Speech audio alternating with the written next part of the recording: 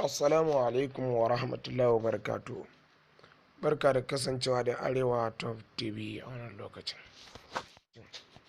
Bidiyon mu ne yau za mu yi bayani ne yadda za ka goge account ɗinka na Facebook kwata-kwata ya zama babu shi a account nan.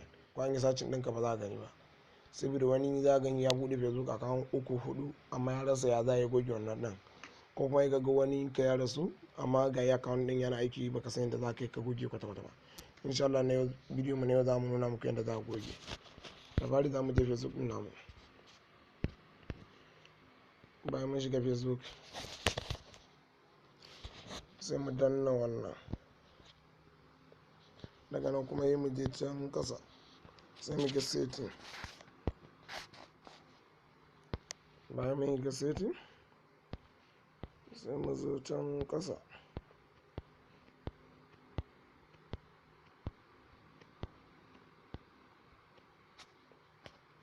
mu ga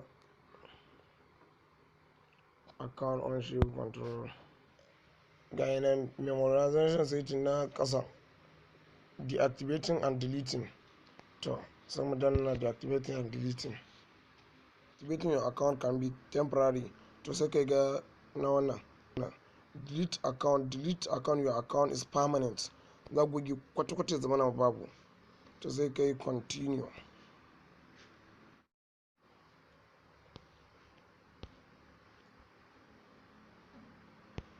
To sai ka ja kasa zuwa can kasa ga delete account.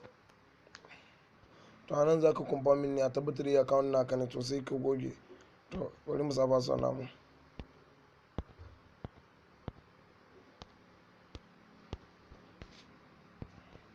Sai ka danna continue bayan ka sa password naka. To anan za su ƙara jaddada mana kana so ka sake goge account naka to permanent. Yana yake delete account.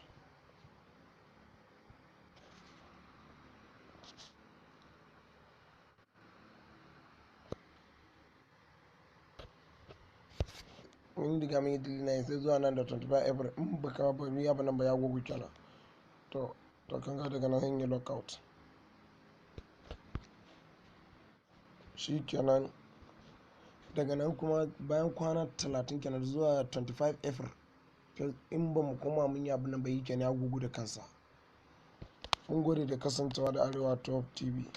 Idan ba ku mana subscribe ba ku mana subscribe, sannan kuma ku danna alamar ƙararrawa ku share din bidiyon mu kowa da kowa ya gani. Mun gode.